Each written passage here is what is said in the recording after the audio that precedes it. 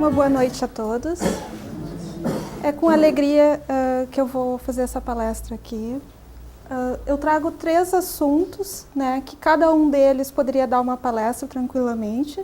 Então eu vou fazer um pequeno sobrevoo em cada um deles e vocês vão entender depois a interligação que eu quero, né, realizar aqui. Então, eu começo com a psicologia. A psicologia é uma palavra de origem grega, que é a junção de duas, né, que é psique e logos, que psique representa a alma, a mente, e logos é palavra, razão ou estudo, ou seja, então psicologia, no sentido mais comum do termo, se refere ao estudo da mente, ao estudo científico dos processos mentais e do comportamento do ser humano, com as suas interações com o ambiente físico e social. Esse seria, vamos dizer, o conceito mais básico de psicologia. E é a partir dela que eu quero pegar um determinado ponto, e fazer uma discussão. Essa imagem é uma imagem de mitologia grega, né? É o Eros e a Psique. A Psique, dentro da mitologia grega, simboliza a ideia da psicologia, né? Ela como uma alma. Existe um mito deles, uma história deles. Eros é filho de Afrodite, a deusa do amor. Mas eu trouxe aqui só por uma questão de ilustração, depois vocês podem investigar mais, e é muito interessante. Mas por que eu trago a mitologia? O psiquiatra Carl Gustav Jung, que é o criador da psicologia analítica, né, foi um psiquiatra suíço, e essa psicologia que ele criou, foi amigo de Freud, depois teve uma dissidência, é da onde, por exemplo, toda a série psicológica da Joana de Ângeles se baseia, né? A Joana é junguiana, se a gente pensar nesse sentido, porque ela traz muitas referências aos conceitos que ele desenvolveu enquanto entendimento de psiquismo humano. E aqui, óbvio, que quando eu falo psicologia, só para deixar bem claro, existem muitas linhas teóricas dentro da psicologia, não é a psicologia, mas são as psicologias, e cada linha teórica olha para o ser humano de um determinado ponto de vista e faz uma sistematização explicando como é que poderia ser determinadas questões, né? Então não existe nenhuma linha teórica que abarcaria totalmente a verdade, mas são apenas perspectivas. E o Jung, dentre os estudos psicológicos que ele desenvolveu, ele se debruçou sobre a mitologia, porque a mitologia para ele, além de ter expressões simbólicas, né, que se refere aos dramas internos inconscientes, né, que falam sobre a natureza da psique, elas sempre têm dentro da mitologia quase como um fundo moral, no sentido existe um aprendizado que nós deveríamos absorver, né, daquele entendimento. Então, a mitologia ela é muito importante por isso, né? Então, tanto os mitos como os contos de fada, ou até o próprio sonho, né, são formas que a alma tem de se manifestar e de fazer uma espécie de expressão, de demonstrar os conteúdos que ali se desenvolvem. Então, por isso que eu trago a importância da mitologia. E aqui, dentre todas as mitologias das histórias que eu poderia trazer, eu escolho o Dionísio, né?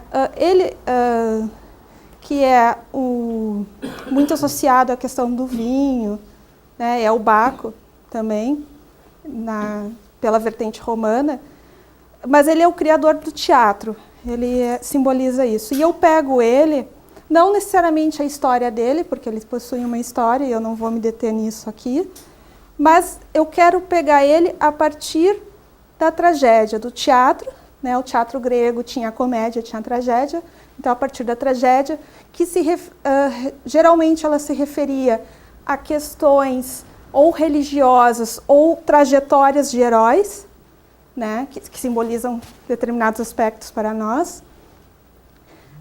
Existe uma determinada cena que envolve o Dionísio que eu quero usar ela como imagem para fazer toda a minha fala. Antes só de contar a cena, só vou esclarecer em termos simbólicos o que seria o Dionísio, o que ele representaria dentro da mitologia grega. Dentro da mitologia grega, ele seria o oposto de Apolo. Então, quando a gente fala em Dionísio, a gente fala em Apolo também. Apolo é um deus solar, né? É um deus luminoso, é o deus associado à perfeição, ao equilíbrio, a tudo aquilo que tem controle, a tudo aquilo que tem clareza. Dionísio, por sua vez, por ser o oposto, é aquele deus que simboliza aquilo que nos perturba, aquilo que nos incomoda, aquilo que nos desestabiliza. E é essa ideia que eu quero pegar do Dionísio, né? Associando a ideia de sofrimento. Que sofrimentos são esses que nos batem à nossa porta e que por vezes nos desestabilizam, né? E a cena que eu quero trazer é a seguinte: na tragédia, no teatro grego, tem uma pessoa na sua casa, a sua casa tem uma porta, tem uma janela porque é um palco, né? Ela está fazendo os seus afazeres do dia a dia e Dionísio vem e bate na porta. A pessoa abre, vê que é o Dionísio perturba, o que ela faz? Fecha a porta, não deixa ele entrar. Só que, ao fazer isso, ele dá um jeito de entrar na casa daquela pessoa. Ou seja, ele não foi convidado a entrar, ele foi negado, e ele entra pela janela e perturba todo o ambiente. E daí, na história, o que se desenrola é que por ela não ter aceitado aquela visita de Dionísio, ela seria condenada à loucura. Fecha aspas da imagem. Ou seja, o que isso significa dentro da tragédia? Que quando Dionísio bater na nossa porta, se nós não acolhermos ele vai dar um jeito de entrar. E quando ele entrar, ele vai arrasar com tudo. Então eu gostaria de usar essa imagem no sentido de que é necessário nós acolhermos o sofrimento. Ou seja, quando questões delicadas da nossa vida vierem nos perturbar, vierem nos desestabilizar, a gente não tem muita saída. A gente até pode negar naquele momento, fazer vista grossa e não querer olhar.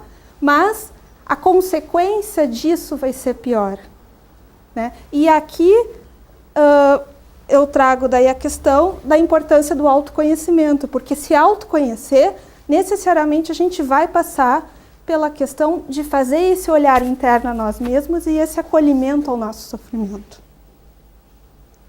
Aqui, então, eu trago o psiquiatra Jung, né? Eu trago uma imagem que seria a estrutura psíquica que ele propõe. O Freud propõe outra, ele propõe essa, né?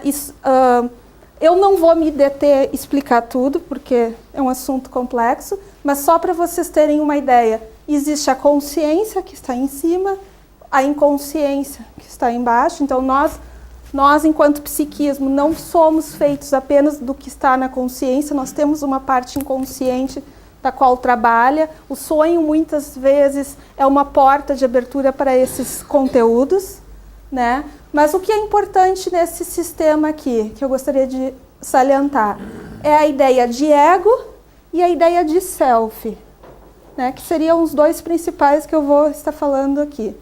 Ego, ele é o centro da consciência. Self é o centro da totalidade. E quando eu digo a totalidade, é do si mesmo. E o si mesmo engloba a consciência e o inconsciente. Então, nós temos que ter clareza que os dois são necessários, mas eu quero justamente falar deles para a gente começar a perceber que às vezes nós estamos funcionando mais a partir de um ego, ou se às vezes a gente não estamos funcionando a partir de um self.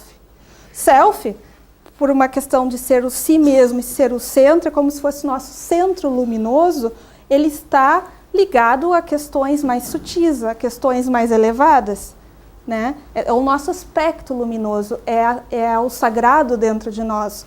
O ego, por sua vez, é um certo centramento. Ele é necessário na nossa vida? Sim, é necessário. É ele que me situa no tempo e espaço, é ele que me permite fazer conquistas materiais, falar com as pessoas, enfim, eu me adaptar ao meio ambiente.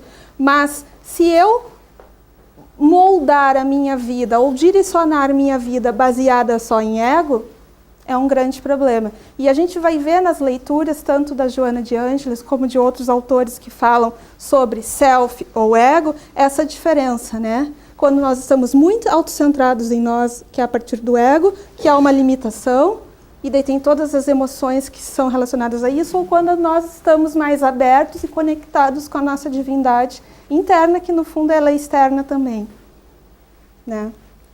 E aqui Jung usa uma palavra que se chama individuação, que é um processo que todos deveriam passar de alguma forma, mas é difícil, e esse processo remete justamente a esse movimento interno de integração de todo esse sistema, que no fundo é um autoconhecimento, é uma realização plena, né? Sempre a partir direcionada do self. Né? Ou seja, é o self que dirige, é esse aspecto mais luminoso, mais benéfico que vai nos dirigir as nossas ações, e não o ego. O ego está muito relacionado à materialidade. E daí aqui eu entro no segundo assunto, que é o autoconhecimento. E aqui, né, essa imagem é uma imagem muito bonita, traz toda a questão da mente, ali, da psique, do psiquismo, traz feitos por borboletas. Borboletas também é um símbolo da psicologia e um símbolo associado à psique, porque a borboleta é um animal que na sua trajetória denota toda uma transformação de lagarta, né? Ela se transforma numa borboleta que voa, ou seja, é uma transformação radical corporalmente, e o autoconhecimento, de certa forma, também exige de nós uma transformação radical, só que a nível sutil e a nível de aspectos internos. E a importância de eu trazer o autoconhecimento aqui é de enfatizar, óbvio, que nós podemos ir, por exemplo, para o psicólogo, usar ele como um apoio, como uma questão de catalisar, de fazer com que esses processos aconteçam mais rápido, sim. Não, né? Então, quando às vezes as pessoas necessitam desse apoio, ok. Mas o que eu quero agora salientar aqui é a responsabilização que todos nós deveríamos ter conosco mesmo em relação a esse processo, porque isso é responsabilidade nossa, e todos nós, em algum momento da vida, eu até diria que esse é o grande propósito da nossa vida, é estarmos, sim, direcionados ao autoconhecimento.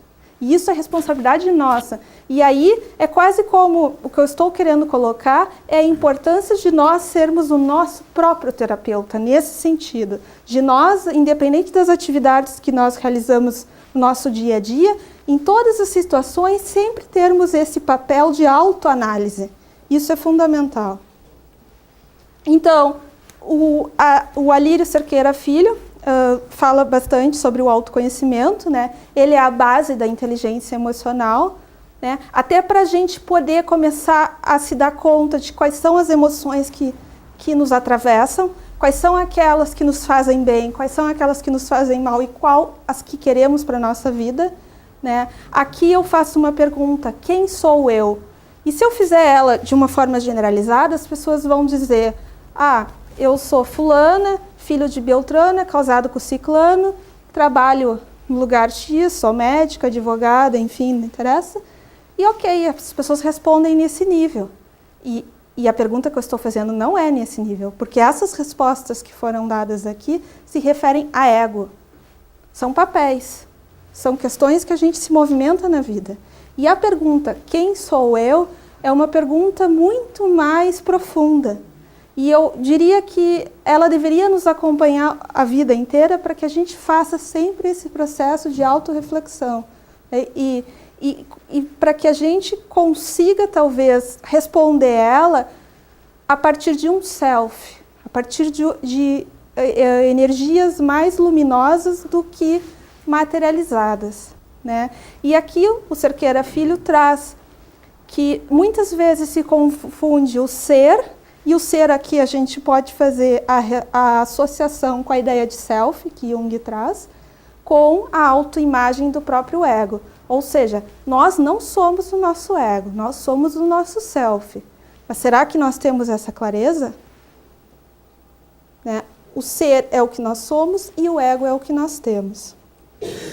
Então, ter esse processo de autoconhecimento envolve exercitar o discernimento, né? É perceber que todas as emoções, quando elas derivam do ego, por isso que é egóico, por isso que é egoísmo, é ego, né? Elas são emoções transitórias.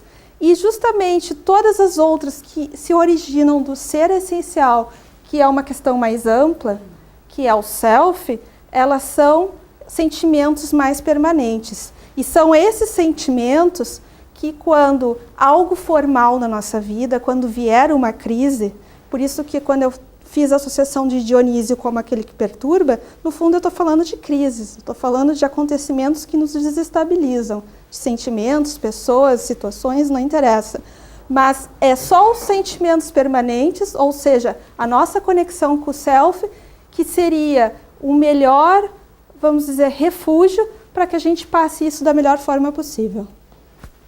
E aqui eu trago o trecho que eu escolhi do Evangelho.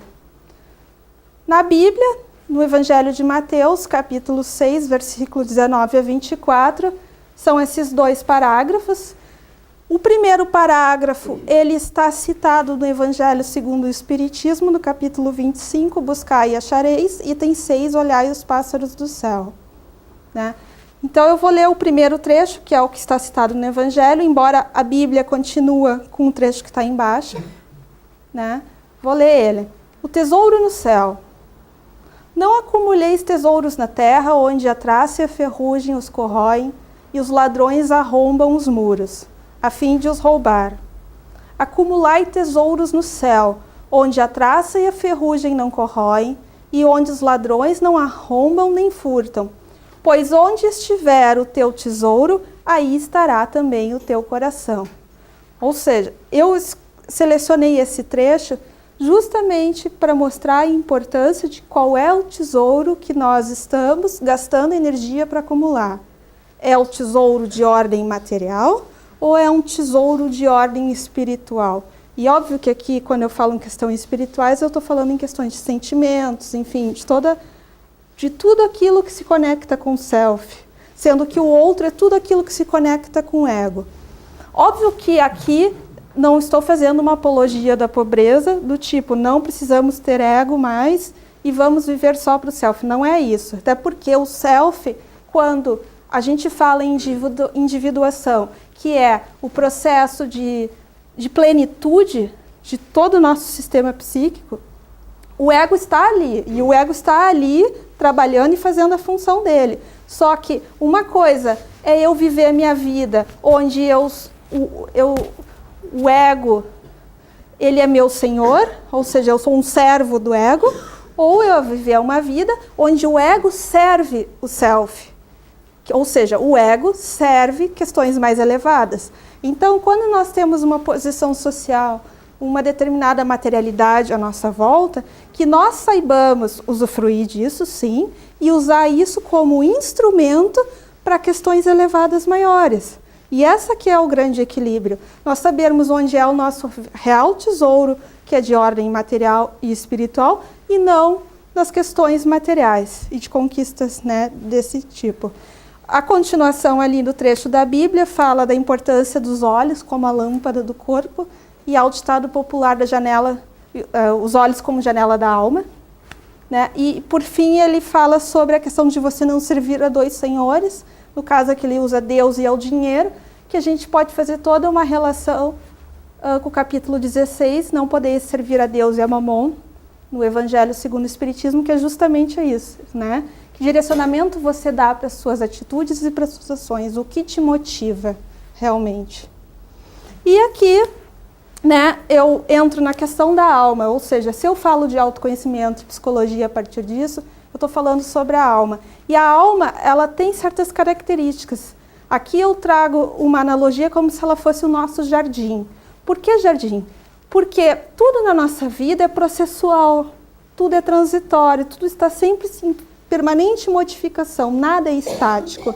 Então, se eu tenho um determinado jardim e arrumo ele, podo ele, se passar uma semana e eu não for lá cultivar, que o cultivo é isso, o cultivo é como se fosse manter aquele trabalho, né, sustentando aquelas atitudes positivas, ele vai se desfigurar. E isso acontece conosco. Não é porque em um determinado momento da minha vida eu obtive um certo autoconhecimento, eu li um livro, eu estou na terapia, estou indo no centro espírita, sei lá o quê, e agora pronto, agora eu aprendi tudo que eu tinha para aprender na vida e não preciso mexer em mais nada. Não, porque quando a gente resolver certas questões internas, a gente vai ter outras. E a vida é assim, é num constante processo e sempre num direcionamento de evolução constante, né? E se a gente perceber qual é, vamos dizer assim, a direção processual da vida, é isso, é como uma escola. São lições que nós temos que aprender e na medida que nós damos contas de um determinado número, elas vão se tornar mais difíceis para nós adquirirmos outras competências, né? E aqui eu também trago a palavra flexível, denotando a importância da flexibilidade que nós temos que ter. Porque, às vezes, algumas crises que são instauradas nas nossas vidas, ou seja, o Dionísio nos perturbando, o sofrimento batendo a nossa porta, ele se refere a quase como um movimento nosso de enrijecimento. Ou seja, nós estamos tão teimosos ou tão fixados em certos pontos que é a vida tentando nos demonstrar que aquilo tem que ser modificado e nós não temos a flexibilidade e a sensibilidade necessária para perceber o que está por trás daquilo, qual é o ensinamento daquilo. E, por fim, voltando ao tema da palestra, que é Psicologia, Autoconhecimento e Evangelho, o que eu estou falando? Se eu interligar as três palavras a partir da perspectiva desse tesouro do céu e do que é importante para nós, eu estou falando de reforma íntima, né? Ou seja, essa importância de nós sermos o nosso próprio terapeuta tem a ver com isso, né? E aqui se coloca que, em muitos momentos, a reforma íntima, ela não vai ser um processo fácil. Olhar para as coisas que nos machucam, olhar para as coisas que a gente não gosta, que nos desestabiliza, é um processo complicado, né? E ele vai, em muitos momentos, aflorar um sofrimento. Mas é necessário, porque é só assim que nós conseguimos transformar certas questões, né? Então, a melhoria íntima ela ocorre por um processo de conscientização, né? E nós temos que entender que, como a escola é uma vida, faz parte errar. Ou seja, em muitos momentos nós vamos errar. E isso de ter a queda faz parte, é natural. O que importa não é quantas vezes eu caí. O que importa é quantas vezes eu for levantar. Essa que é a grande questão. E que nós não peguemos os fracassos como condenações, porque elas não são condenações. Elas são sinalizadores de algo que a gente não entendeu na nossa vida, de um sentido que a gente não conseguiu aprender ainda, né? Então, a Hermance Dufour traz aqui, né, a questão de quanto somente a dor que educa liberta, ou seja, não é a questão de que eu estou sofrendo, ou o tamanho da força, né, o tamanho do meu sofrimento, a potência do meu sofrimento corresponderia ao fato de eu estar quitada das minhas dívidas, isso não tem nada a ver, ou seja, não é o sofrer, pelo tamanho daquilo que nos incomoda, mas sim como é que nós lidamos com aquilo que nos incomoda, né? Que no caso seria o bem sofrer, né? Ou seja, a questão de pegar isso como o ensinamento pedagógico que está por trás, né? E aqui eu coloco a importância de que as nossas maiores aquisições nas nossas vidas, elas são provenientes das épocas mais difíceis. Porque assim, nós, de um modo geral, se tudo estivesse bem na nossa vida, do tipo, o nosso emprego está bem, em termos familiares está bem, sobra dinheiro na conta para a gente fazer várias viagens durante o ano, ou seja, está tudo bem, nós nos acomodamos.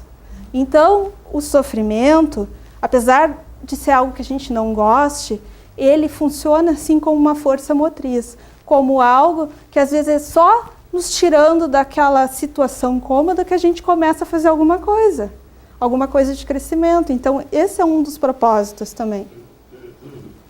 Essa é uma frase do Jung que eu gosto muito, que ele diz assim: queremos ter certezas e não dúvidas, resultados e não experiências, mas nem mesmo percebemos que as certezas só surgem através das dúvidas e os resultados somente através das experiências.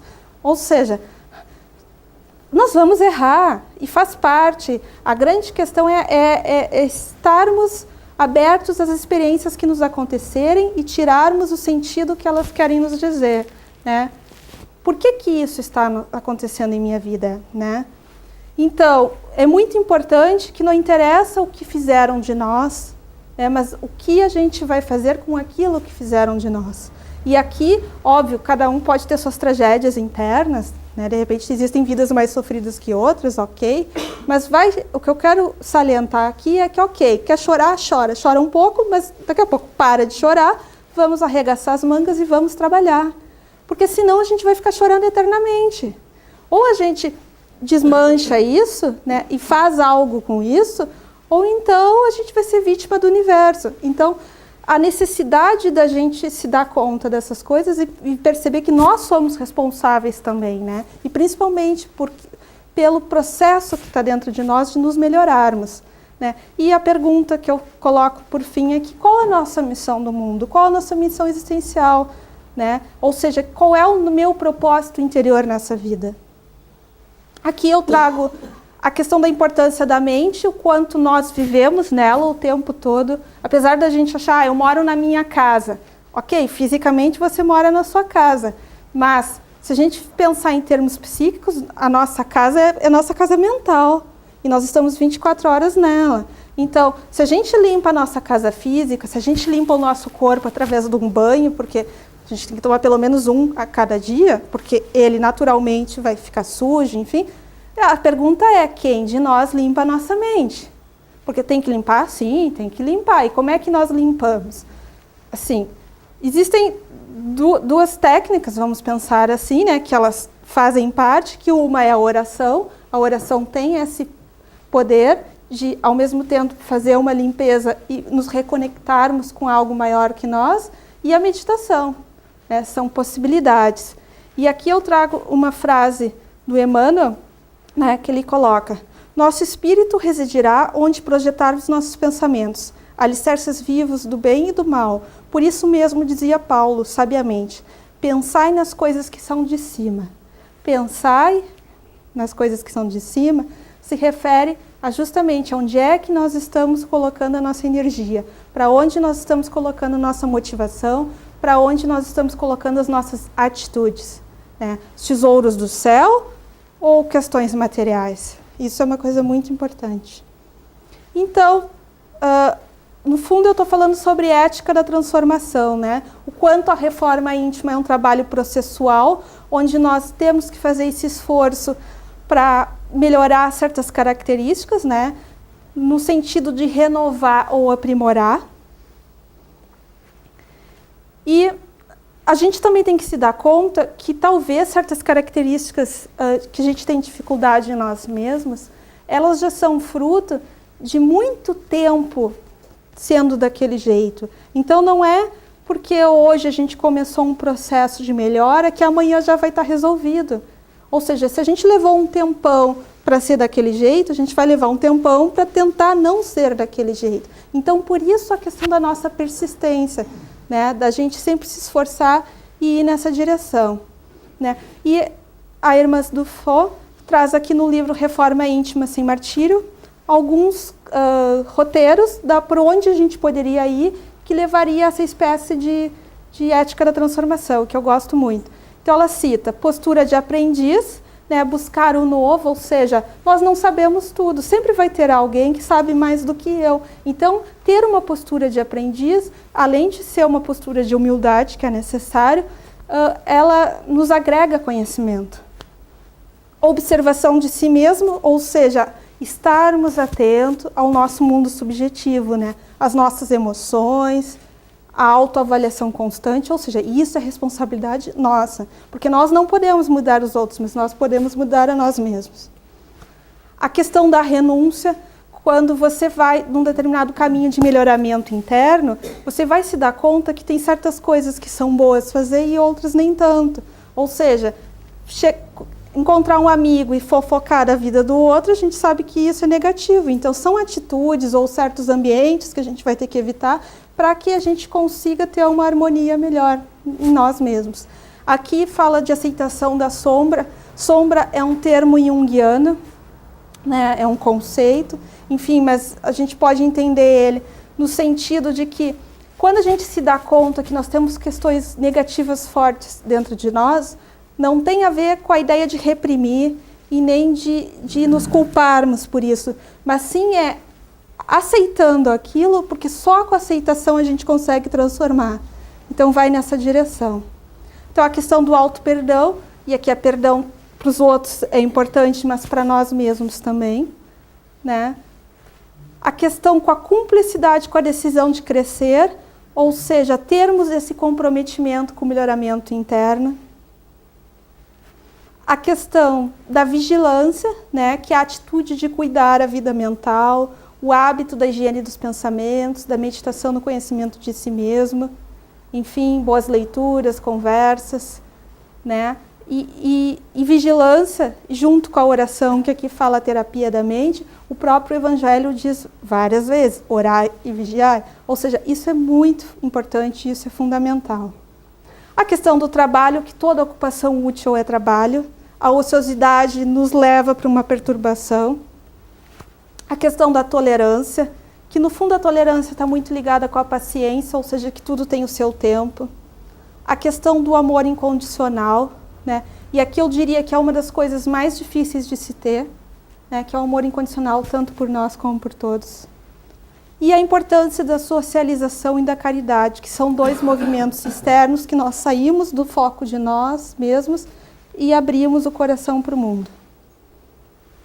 Então aqui eu me encaminho já para o final, onde o Cerqueira Filho fala sobre a saúde espiritual e ele traz esses 3 pontos que são importantes e que têm uma ressonância em tudo aquilo que eu já falei. Onde ele fala, de novo, cultivar o sentimento de aprendiz, ou seja, faz parte nós errarmos, mas o importante é esse esforço que nós vamos fazer para transformar a ignorância em sabedoria, e isso é processual. A questão do cultivar o cumprimento do dever consciencial, que aqui ele se refere a ter o amor em todas as nossas atitudes. Se o amor estivesse guiando todas os meus pensamentos, os meus sentimentos e as minhas ações, que ela fosse o principal, muitos problemas a gente não teria. E nem sempre, às vezes, é o amor, são outros sentimentos que estão ali na frente. E que cultivar uma profunda gratidão a Deus, ela vai ser uma consequência desses outros 2, se eles forem cultivados. E por fim, eu encerro com essa frase que eu gosto muito do Jung, onde ele diz: sua visão se tornará clara somente quando você olhar para dentro do seu coração. Quem olha para fora sonha, quem olha para dentro acorda. Enfim, eu finalizo então essa palestra. Eu espero que tenha sido claro, né, a relação entre os 3 pontos, que no fundo é a importância da nossa responsabilização de nós próprios enquanto terapeuta de nós e no melhoramento e no acolhimento ao sofrimento pela aprendizagem que ele nos proporciona. Então é isso, eu agradeço. Obrigada.